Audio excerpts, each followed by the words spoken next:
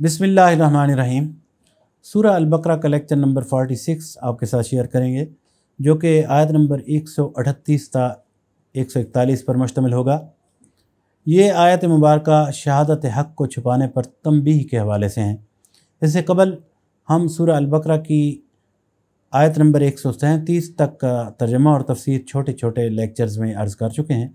अगर आप चैनल पर नए हैं और कुरान मजीद समझने में दिलचस्पी रखते हैं तो मैं रिकमेंड करूँगा कि तारुफ़ कुरान के 15 लेक्चर्स और इस वक्त तक जितने भी लेक्चर्स हो चुके हैं सूरह अल-बकरा तक, वो तमाम तरतीब से समाअत फरमा लें ताकि कुरान मजीद समझने में आसानी रहे।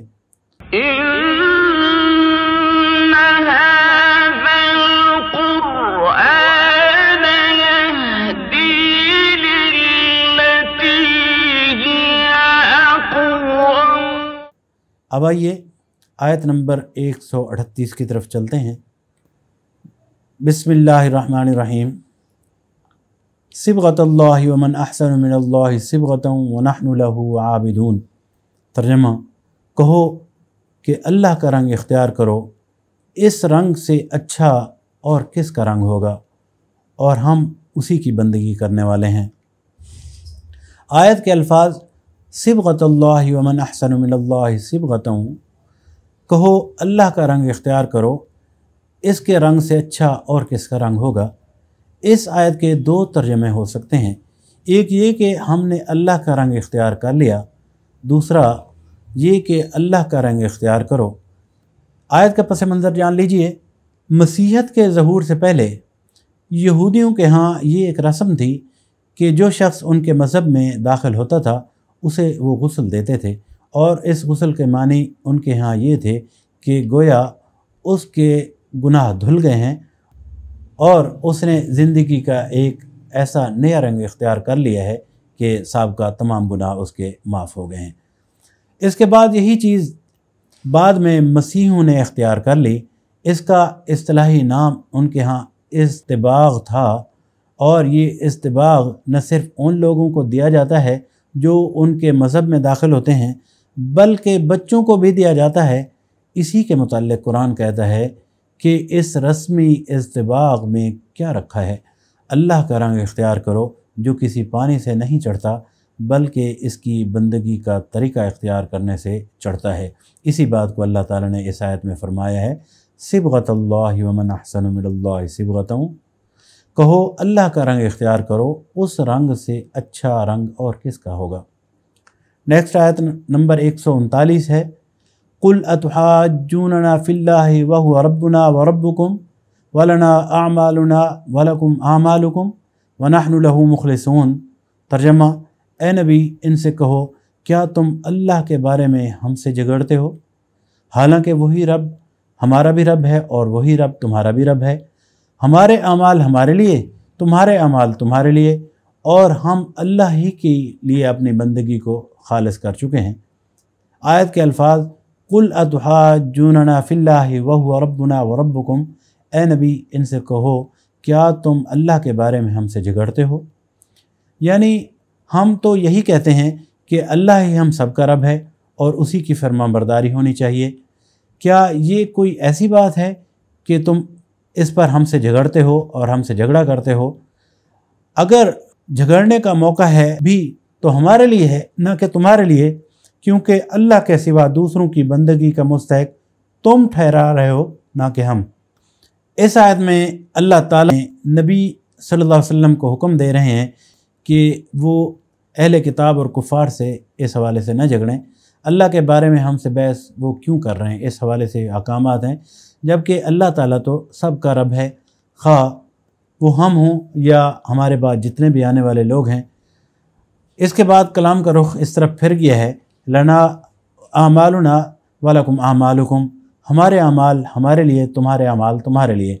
इस आयत में अल्लाह ताला ने एक बुनियादी उसूल बयान किया है कि हर फ़र्द के लिए उसके अमाल हैं और किसी दूसरे के अमाल उसके लिए नहीं हैं। इस आयत में ये भी पैगाम है कि हर शख्स को अपने अमाल के नतीजे का जवाबदेह होना होगा, और निजात का मेयार इखलास और अमल सालेह है, यानी तुम अपने अमाल के ज़िम्मेदार हो और हम अपने अमाल के। तुमने अगर अपनी बंदगी को तकसीम कर रखा है और अल्लाह के साथ दूसरों को भी खुदाई में शरीक ठहरा कर इनकी परस्तिश और इताअत बजा लाते हो तो तुम्हें ऐसा करने का इख्तियार है। इसका अंजाम तुम खुद देख लोगे। हम तुम्हें ज़बरदस्ती इससे रोकना नहीं चाहते, लेकिन हमने अपनी बंदगी, इताअत और परस्तिश को बिल्कुल अल्लाह के लिए खालिस कर लिया है। अगर तुम तस्लीम कर लो कि हमें भी ऐसा करने का इख्तियार है तो खामखा ये झगड़ा ख़ुद ब खुद ख़त्म हो जाएगा। आयत के अल्फाज व नहनु लहू मुखलिसून, और हम अल्लाह ही के लिए अपनी बंदगी को खालिस कर चुके हैं। यहाँ पर अल्लाह ताला फिर इखलास का पैमाना दे रहे हैं कि अमाल सालेह में जो असल चीज़ है वो है इखलास नीयत, जो अमल सालेह की कबूलियत की बुनियाद है। नेक्स्ट आयत नंबर 140 है, अम तक़ूलून इन्न इब्राहीम व इस्माईल व इसहाक़ व याक़ूब वल अस्बात कानू हूदन औ नसारा क़ुल अअंतुम आलमु अमिल्लाह वमन अज़लमु मिम्मन कतम शहादतन इंदहु मिनल्लाह वमल्लाहु बिगाफ़िलिन अम्मा तामलून। तर्जमा, या फिर क्या तुम्हारा कहना ये है कि इब्राहीम, इस्माईल, इसहाक़, याकूब और औलाद याकूब सब के सब यहूदी थे या नसरानी थे?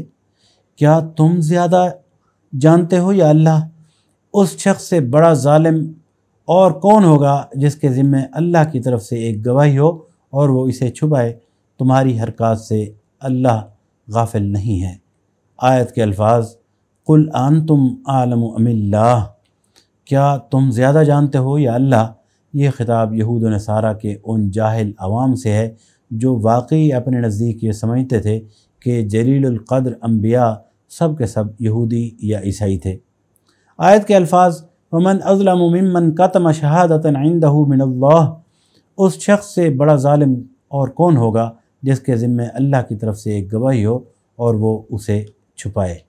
ये ख़िताब उनके उलमा से है जो ख़ुद भी इस हकीकत से वाकिफ़ थे कि यहूदियत और ईसाइयत अपनी मौजूदा खसूसियात के साथ बहुत बाद में पैदा हुई हैं, मगर इसके बावजूद वो इसे हक़ को अपने ही फ़िरक़ों में महदूद समझते थे और आवाम को इस गलत फहमी में मुब्तला रखते थे कि अम्बिया के मुद्दतों बाद जो अक़ीदे, जो तरीक़े और जो इज्तिहादी ज़ाब्ते और क़ायदे उनके फ़ुक़हा, सूफ़िया और मुतकल्लिमीन ने वज़ा किए हैं, इन्हीं की पैरवी पर इंसान की फ़लाह और निजात का दारोमदार है। उनके उलमा से जब ये पूछा जाता था कि अगर यही बात है तो हज़रत इब्राहीम, हज़रत इसहाक़, हज़रत याकूब अलैहिस्सलाम वग़ैरह और दूसरे अम्बिया अलैहिस्सलाम आखिर तुम्हारे इन किन फ़िरक़ों से ताल्लुक़ रखते थे, तो वो इसका जवाब देने से गुरेज़ करते थे, क्योंकि उनका इल्म इन्हें ये कहने की इजाज़त न देता था कि इनके बुज़ुर्गों का ताल्लुक़ हमारे ही फ़िरक़े से था। लेकिन अगर वो साफ़ साफ़ अल्फाज में ये मान लेते कि अम्बिया यहूदी थे न ईसाई, तो फिर इनकी हुज्जत ही ख़त्म हो जाती थी। अब चलिए आयत नंबर 141 की तरफ चलते हैं। यह हमारा एक पारा मुकम्मल हो जाएगा।